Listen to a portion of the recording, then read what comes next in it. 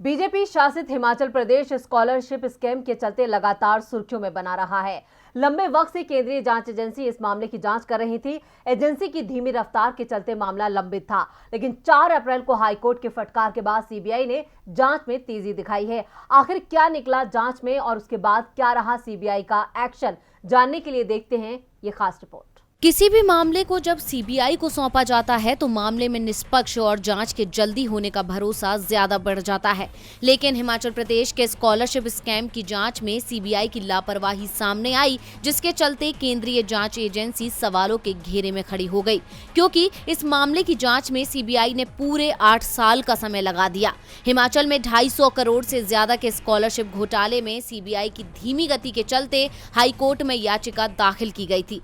Court ने 4 अप्रैल को CBI को धीमी जांच के लिए फटकार लगाई, जिसके बाद सीबीआई ने मात्र 4 दिन में ही यानी 8 अप्रैल को घोटाले से जुड़े 7 लोगों को गिरफ्तार किया। जिस मामले में 8 साल से जांच जारी थी और सीबीआई किसी नतीजे पर नहीं पहुंच रही थी, उसमें हाईकोर्ट के दखल देते ही और सख्ती दिखाते ही सीबीआई ने कार्यवाही करते हुए 7 लोगों को गिरफ्तार भी कर लिया। अदालत ने इस बात की हैरानी जताई थी कि अक्टूबर 2021 में जांच का जो स्टेटस था, 4 महीने बीत जाने के बाद भी जांच वहीं खड़ी है। अब हाईकोर्ट ने सीबीआई को सक्षम कोर्ट के सामने आरोप पत्र दाखिल करने का एक और मौका दिया है। यही नहीं, सीबीआई को 20 अप्रैल को हाईकोर्ट में ताजा स्टेटस रिपोर्ट पेश करनी होगी। गौरतलब है कि हिमाचल के छात्रों के साथ स्कॉलरशिप के नाम पर हो रही धोखे की पोल काफी समय बाद खुली थी। जैसे ही घोटाले का पता चला, हिमाचल की जयराम सरकार ने इसकी सीबीआई जांच के आदेश दिए। मई 2019 यानी करीब 3 साल पहले सीबीआई ने विधिवत मामला दर्ज कर जांच शुरू की।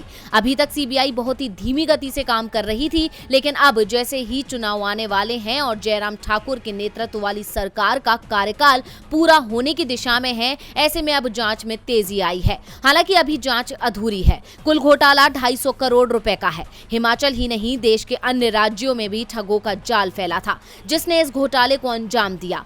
दरअसल फर्जी संस्थान खोलकर बैंक खातों में फर्जी तरीके से स्कॉलरशिप की रकम जमा की जाती रही।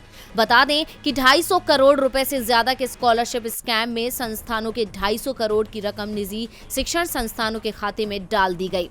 इस रकम में से कुल 56 करोड़ की राशि ही सरकारी संस्थानों में पढ़ने वाले बच्चों के खाते में जमा की गई। हैरत है कि 2013-14 के बाद से ही कई छात्र शिक्षा विभाग में शिकायत कर रहे थे कि उन्हें स्कॉलरशिप का पैसा नहीं मिल रहा है, लेकिन किसी ने भी इन शिकायतों पर ध्यान नहीं दिया।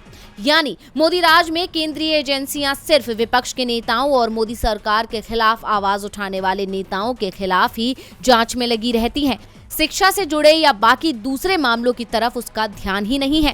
खैर, अब हाईकोर्ट की फटकार के बाद सीबीआई ने जांच में तेजी दिखाई है और इसका दूसरा कारण अगले कुछ महीनों में होने वाले चुनाव भी हैं और प्रदेश की बीजेपी सरकार विपक्ष को इस मुद्दे पर बोलने का मौका नहीं देना चाहती। लेकिन अब देखना होगा कि छात्रों को न्याय मिलता है या नहीं और उन्हें उनके हक का पैसा मिलता है तो कब तक। डीवी लाइव की रिपोर्ट।